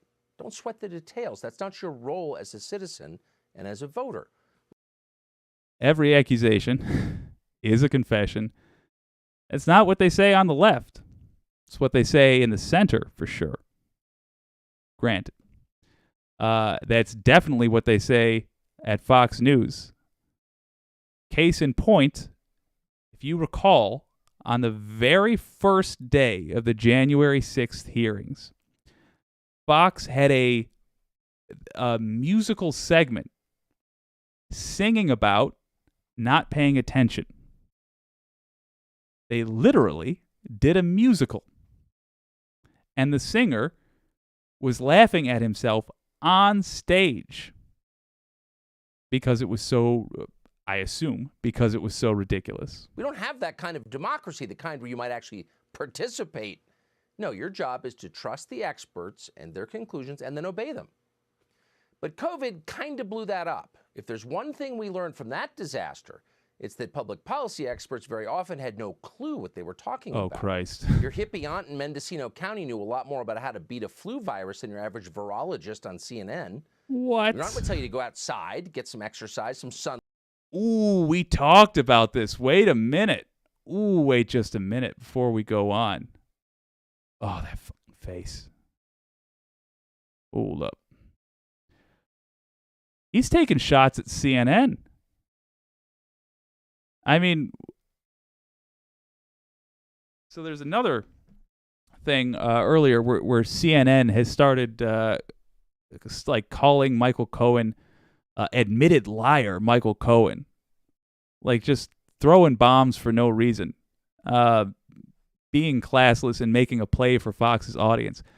Fun to see that Fox noticed, and they seem to be punching back. Little shot at CNN there. All right. Light, some fresh air, stop eating junk food, turn off your computer once in a while, Never. spend time with other people. Be healthy. That advice worked.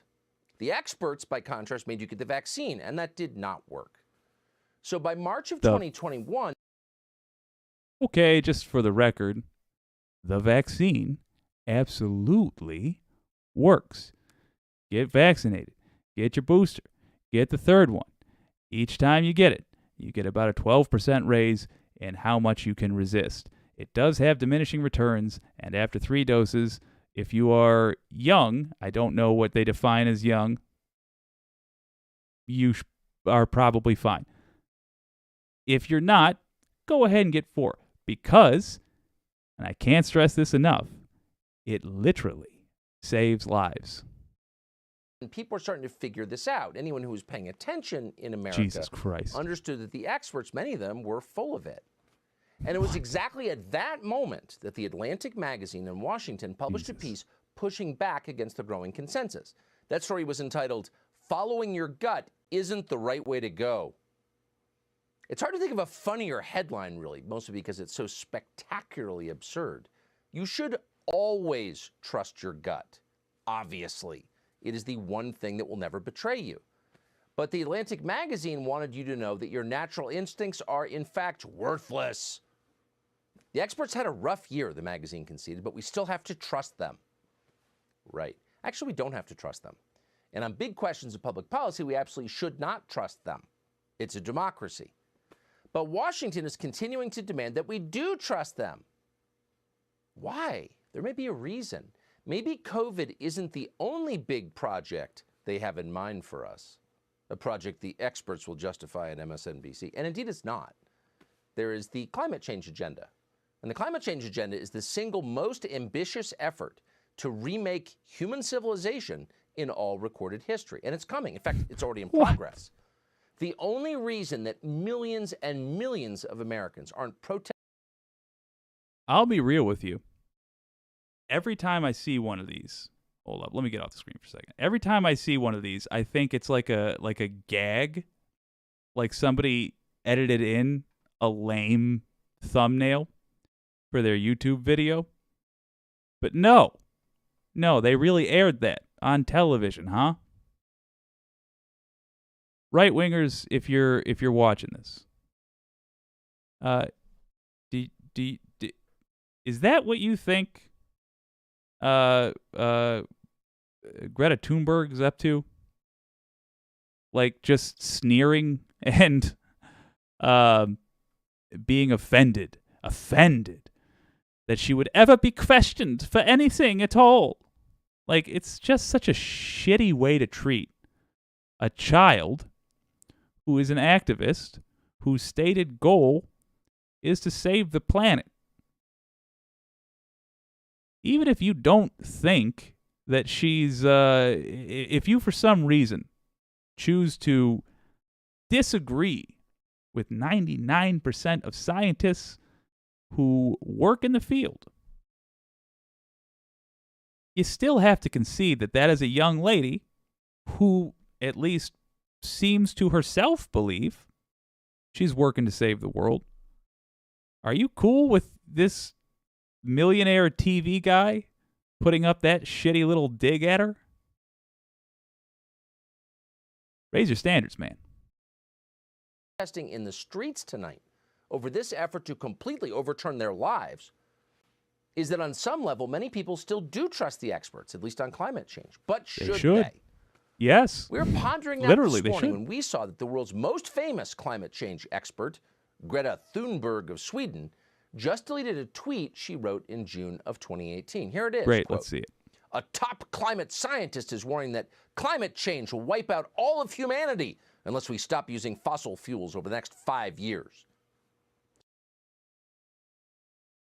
Before he unleashes whatever that shitty buildup is that I see over there, do you think, and let me know in the comments, do you think that he is going to disagree with whether or not it will wipe out all of humanity? Whether or not the time frame is correct, as in we're already doomed? Clearly, I think that's not the case. Or is he just going to take another needlessly mean dig at Greta Thunberg? I have a secret fourth answer. I think it's going to be all three. And I think he is going to go against what 99% of scientists say is reality. Scientist, of course, was a Harvard professor, so obviously that prediction was going to be correct. But here we are still driving our Silverados and still alive, and some of us are still happy. So it does make you wonder if Greta Thunberg... Did she say that humanity would die in 5 years? Warning that climate change will wipe out all of humanity unless we stop using fossil fuels over the next 5 years. Yeah. I believe she was referring rather in an inflammatory way, I will admit, to the point of no return.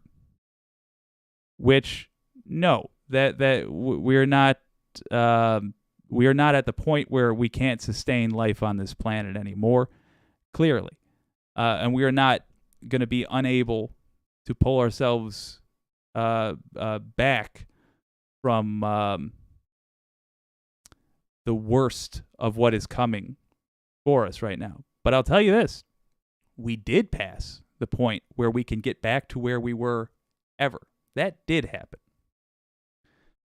The main point I want to point out, though, is that, hold on,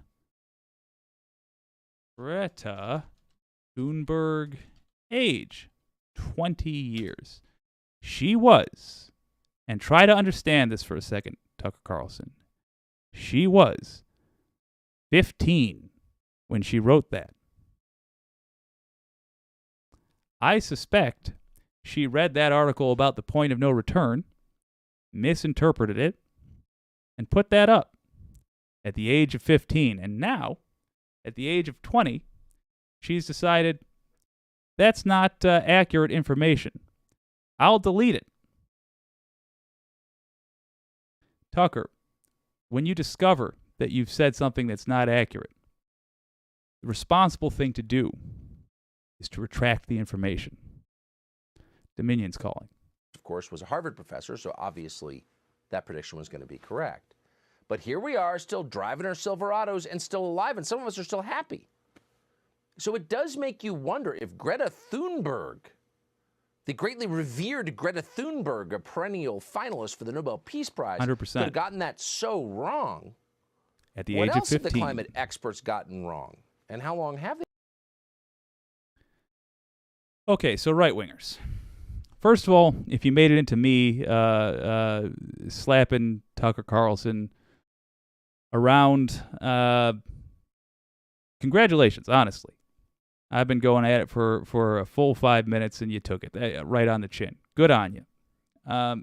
Here's my genuine question to you.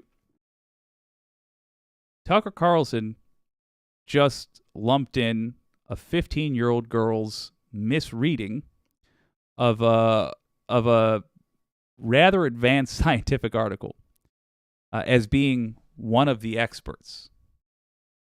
Do you honestly think, right-wingers, do you honestly think that left-wingers think of Greta Thunberg as an expert scientist? Do you think that we thought of her then, in 2018, when she was a 15-year-old girl, as an expert? She's an activist. There's a difference. An activist is like a lobbyist, but instead of for a major corporation, which pays them to kill their soul, they lobby for decent things, just decency in general. That's what Greta Thunberg is. She is not the scientist. That's a different job. I imagine it involves beakers. I don't know. But certainly a college degree, which a 15-year-old generally doesn't possess. The key difference. And right-wingers, my question to you is, did you question that when you first heard Tucker Carlson say, if she's wrong, what other experts were wrong? As though she was an expert? Just see how they kind of sneaks in? It's a dishonest way to address the disagreement. It's not the disagreement itself that I'm even attacking here. It's his methodology. You got to ask yourself, why is he being dishonest in his methodology? Could it possibly be because he can't afford to be honest about it? Just asking questions, as they say. They've been getting it wrong. Well, fortunately, the Competitive Enterprise Institute has done the research on this, and it turns out these people. I haven't looked it up. I'm going to duck out for a second and look it up. I 100% promise you that the Competitive Enterprise Institute is a right-wing think tank. As in, just lobbyists. That's it. People have been very wrong. So in other words, this group of people that I'm positive Jake is about to find out got paid by big oil. Again, I have never heard of Competitive Enterprise Institute before this. I'm just going to assume right now, but I'm going to fact check. Paid by a big oil. 100%. That's what I'm predicting. For a very long time. 1969, the New York Times was printing climate hysteria. From an expert Not called hysteria, Paul they were Ehrlich. right.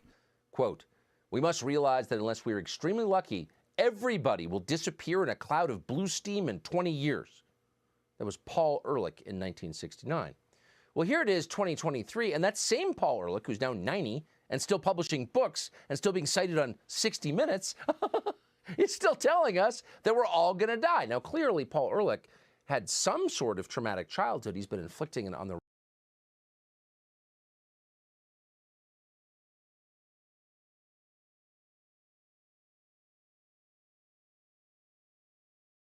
Son of a gun. Just popped in to say that I did indeed call that dumbass laugh. Also, Tucker Carlson should be praising that man, because in 2019, I saw a home literally fall into a lake. That stays with you, man. It's real, And Florida, as we discussed in a previous video, is going to get hammered with it. Actually, some of the worst states for climate change in the next 10 years. And if you need to be a selfish bastard to justify anything, all right, fine. The real estate market will suffer in these states. But the worst states for climate change are going to be bright red, by and large. By and large. The rest of us for over 50 years. And for over 50 years, his fellow experts have taken him seriously. Now, back then, of course, climate change didn't mean global warming. It meant a new ice age. In 1970, the Boston Globe reported, quote, scientists predict a new ice age by 21st century. According to the Globe, air pollution may obliterate the sun and cause a new ice age in the first third of the next century. An ice age. In 1972, Brown University's science department sent a letter to the White House explaining that they had deep concern with the future of the world because this ice age falls within the rank of processes which produced the last ice age. 2 years later, in 1974, The Guardian reported that, quote, spy satellites show new ice age is coming fast. And the report cited, just for moral weight, analysis carried out at Columbia University. Then, a few years later, 1977, the actor Leonard Nimoy was not a science expert technically, but played one at one point on television. I just want to say I'm impressed that he has correctly identified that Leonard Nimoy is not a science expert. And yet, it's kind of spoiled by the fact that the person up on screen behind me right now was 15 when he lumped her in as an expert. Kind of an issue there. Also, the other thing, I'm not even going to bother with the fact check to find out if everything he just presented is true as he presented it. Let's just assume that it is, for the sake of argument. All those people said those things in the context he is implying. Fine. Let's say that's true. And we had satellite images over time marking that an ice age was coming to the planet Earth, right? And then didn't happen. And in fact, I don't know about you, but I've been getting kind of warm winters. Snow starts later, ends earlier. You know, warmer winters. It's not like there's no snow, but it's less. And in fact, if you go and look up world record temperatures, yeah, they're going up. So here's my question to you. Assuming everything that Tucker Carlson just said is true, would that not tell you we need to slam on the brakes on carbon emissions? Because we are outputting so much heat that we turned back an ice age and now it's going in the other direction. Forget what way the Earth was naturally supposed to go. We should have it sort of balance out to where it is now, right? Maybe a little bit cooler, right? Just a little bit. Doesn't matter if it was natural or unnatural how we got here. Fact is, it is measurably getting warmer every year. And that is effing with the environment. And even if you're greedy, the environment is another way of saying where we exist. The ground you dig into to build your home is the environment. The water you drink, brush your teeth with, and bathe your babies with, well, that's the environment. So it's kind of a big deal if we're effing with it. If we're effing with it so hard that we turned back an ice age. Great. Glad we turned back that ice age. I don't want to be a mammoth. But now it's time to stop, folks. Incidentally, I'm now unpinning that. I don't take anything he says as true until I have absolutely verified it. By the way, I did just look it up. Yeah, it's a right-wing libertarian institute. I have yet to find...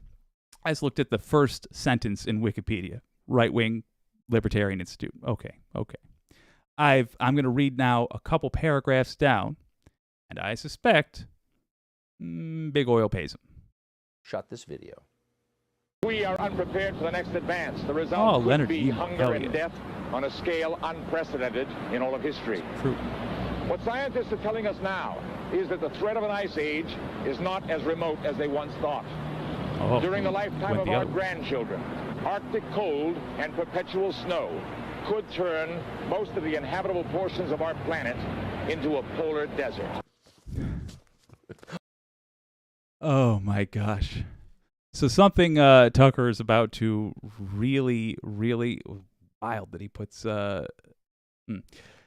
something Tucker Carlson's about to really demonstrate is that he doesn't understand how science works.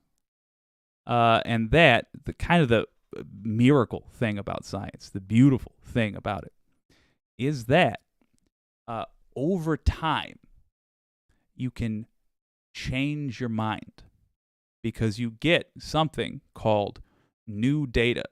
Now, I'm going to be a little bit of a bitch right now. I know. Wait, is it Salty Saturday? It's Salty Saturday technically. All right, I'm going to be kind of a bitch. You see, when he thinks of new data, when that knucklehead right there thinks of new data, he thinks of the latest rumor my intern came up with for me to say. But in reality, what new data is measurements, is actionable information. And when you acquire it, you learn. And when you learn, you often change your opinion because you have now more knowledge than you did before. And it's funny to me that to criticize a 15-year-old girl in 2018, he's reaching back to 1969 or 71, I forget when he said that was, to a young, mildly hot Leonard Nimoy being vaguely wrong about the direction the crash would happen with our environment, but not wrong about the fact that the crash would indeed happen. And by the way, we are currently experiencing what we will one day look back upon as the good old days of a climate crisis. And I thought we had longer until it was literally my job to report about it. And I had my one dry clean only pair of pants for my suit rolled up to my knees as I stacked sandbags in a town that was, Tucker Carlson, you big dopey jackass, literally underwater. Spring Lake, Michigan, 2019. Look it up. Hell of a thing, man. Hunger and death on an unprecedented scale. Yes. Someone else with the tragic childhood he inflicted on the rest of us. But by my understanding was he had doesn't matter. the early 1980s, when Great the ice childhood, didn't arrive, well, the experts decided the problem wasn't too much cold, it was too much heat. It was global warming. I don't know who he means by experts, but let's give him the benefit of the doubt and assume that is people whose job it is to measure these things. In 1989, the Associated Press ran this story, quote, a senior UN environmental official says entire nations could be wiped off the face of the earth by rising sea levels if global warming trend is not reversed by the year 2000. In other words, 23 years ago. That same year, 1989, a climate expert called Jim Hansen met with a reporter from Ceylon. According to Ceylon, Hansen explained that within 20 or 30 years, quote, the West Side Highway, which runs along the Hudson River in Manhattan, will be underwater. Underwater. We checked tonight, and actually it's congested, but still a road. Then in March of 2000, the Independent newspaper ran a piece explaining that snowfalls are now just a thing of the past. And we're quoting, snow is starting to disappear from our lives. The piece quoted a climate expert claiming that, quote, children just aren't going to know what snow is. No idea what snow is. Okay, don't just make me happy here. In fact, I want to take advantage of the fact that there's more than one person present now for these things. In my experience, this is admittedly anecdotal. Let's make it a little bit less anecdotal. In my experience, winter has genuinely been getting shorter. Has that been your experience as well? If not, I would genuinely love to hear that, because it would make me feel a little bit better. I also wanted to pause to say, the Competitive Enterprise Institute is funded by donations from individuals, foundations, and corporations. Donors to CEI include a number of companies in the energy, technology, automotive, and alcohol and tobacco industries. Somebody better pick up that phone, because I called it. Yeah. Let's wrap up, Tucker. A relic, not of the Ice Age, but of the great inferno of global warming. Then, in 2004, amazingly, civilization still existed. The Guardian predicted that, quote, major European cities will be sunk beneath rising seas as Britain is plunged into a Siberian climate by 2020. Which is a little confusing, because global warming doesn't typically produce a Siberian climate. And it was around this time that they decided, hey, we don't want to get pinned down on the details. Will it be too hot? Will it be too cold? We don't want to say. Something bad's going to happen, so we're going to call it climate change. And that paved the way for Al Gore, who in 2006 released his famous documentary, An Inconvenient Truth. And the beauty of An Inconvenient Truth is, now that it's been, well, inconvenient. The reason it was changed to climate change instead of global warming was because of right-wing lobbying efforts. It was a compromise reached because right-wingers were getting just killed in the press, being the people who were against fighting global warming. It was a choice the right wing made, for the record. More than 15 years since it came out, we can fact check its claims. Here's the trailer. Speaking of, I'm delighted that we're doing that. Here's a article.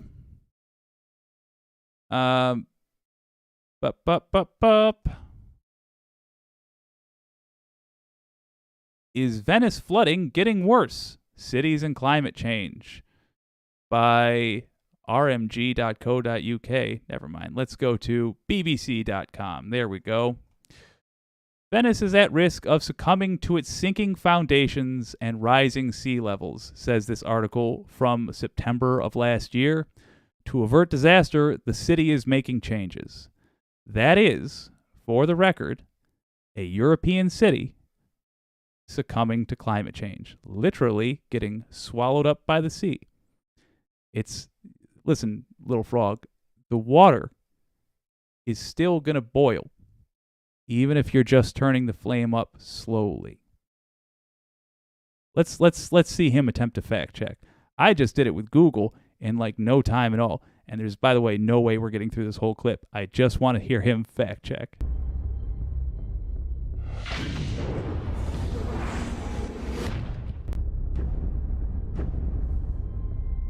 If you look at the 10 hottest years ever measured, they've all occurred in the last 14 years. And the hottest of all was 2005.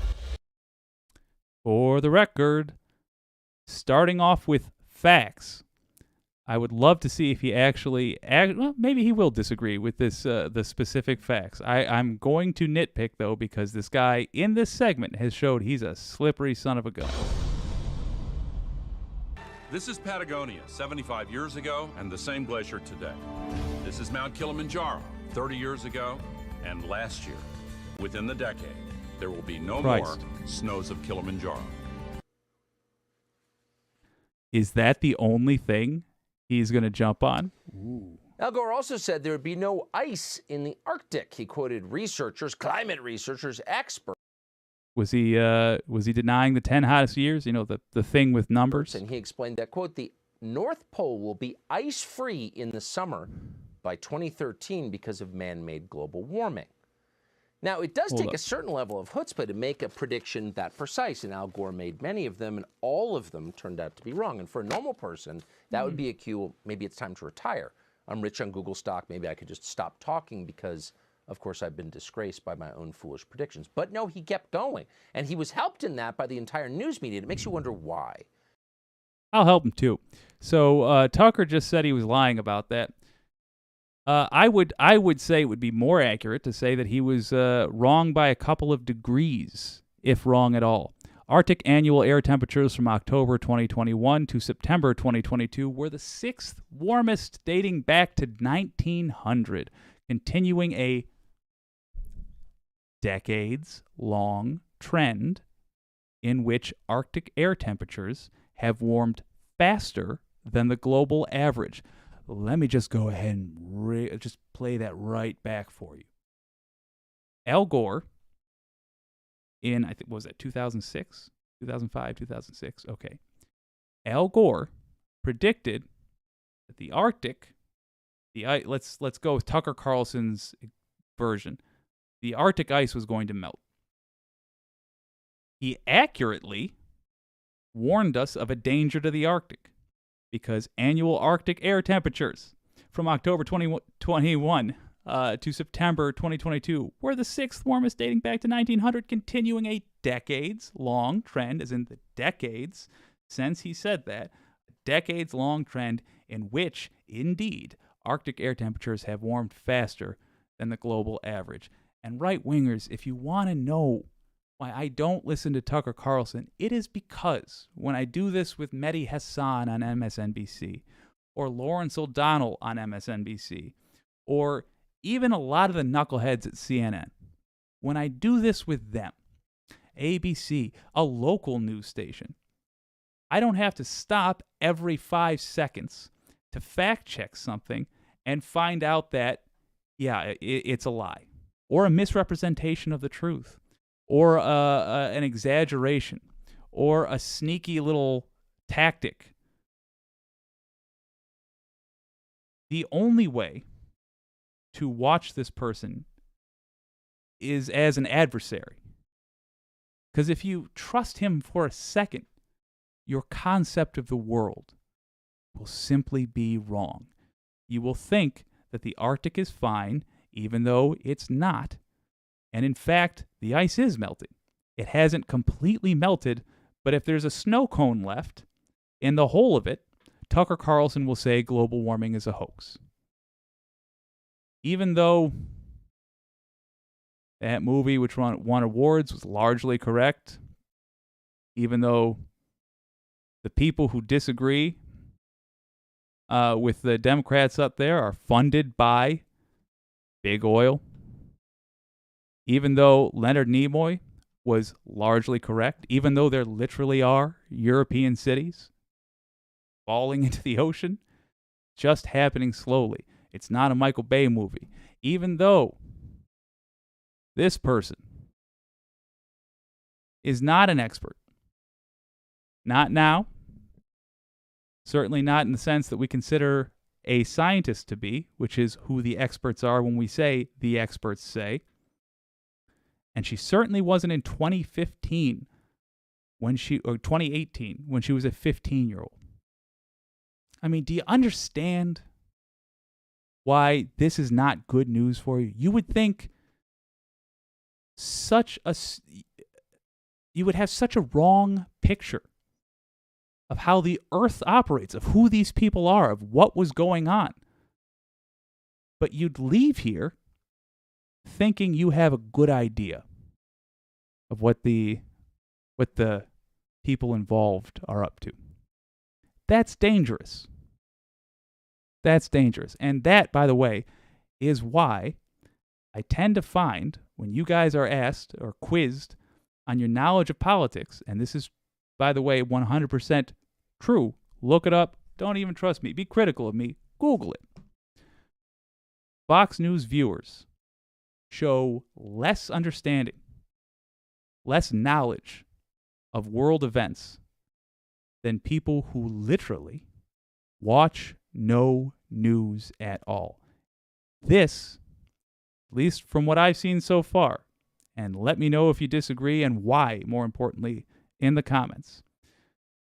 But this is misinformation. It's not just a lack of information. You are being incorrectly informed. You're being misinformed, in other words. And it's intentional. Because he had to walk a line there. He had to pick his words there. He had to choose not to tell you how old Greta Thunberg is. The problem, man. If you don't think that's a good representation of what you believe and how you get your information, the challenge remains open. Drop a link in the comments for the VOD of this. And next Friday Peace Talks, I'll put it in the queue. We'll watch something that you agree is a good representation of your view, because son, it can't be this. Just can't be. I have more respect for you than to believe that this is a representative of what you believe.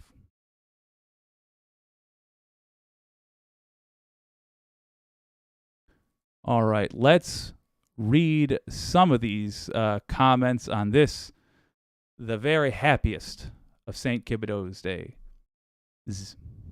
What? Patrick Kibideau gifted 5 What You Can Do memberships. That puts us over the line. We are going to have more emojis, which means I am going to have to officially get off my big fat duff and do another Pixel Progressives. It's time. It's just time. I am not nearly as artistic as I was hoping I would be by this point, but I'm gonna knock it out because we gotta fill out those gifts. They're too much fun not to use.